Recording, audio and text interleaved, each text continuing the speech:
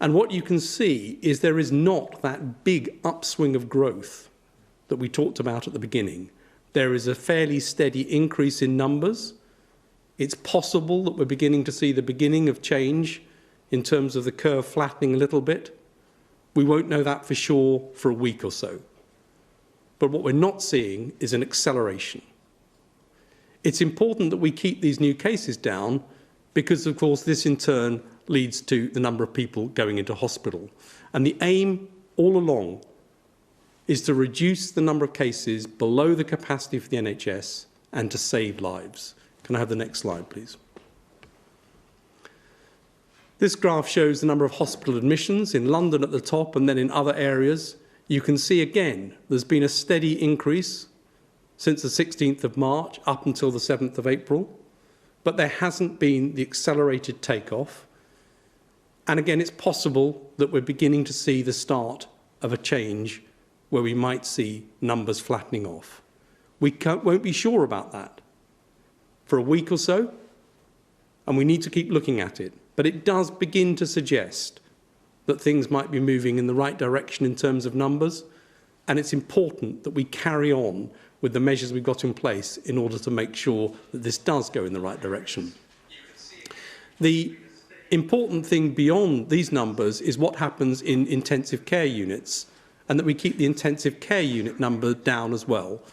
And that's another thing which may be moving in the right direction. But I do want to here say a big thank you to everybody in the NHS, the frontline staff who are working so hard to make this work. One other point. As well as looking at numbers, there are clinical trials starting, trying to look at treatments that might make a difference. And as of this afternoon, there are over 1,900 patients in clinical trials across 100 hospitals. That's an important part of how we're going to tackle this. The ICU beds are important, and the next slide, please, shows that the number of ICU beds has been increasing. So this is a graph over time from the 21st of March to the 6th of April, showing an increase in the ICU beds. That's been most marked in London, which has had the biggest outbreak so far, but it'll increase in the rest of the country. And the new Nightingale hospitals in London, Birmingham, Manchester, Bristol, Harrogate, and further increases in capacity are what the NHS is planning for to cope with the numbers that we're talking about.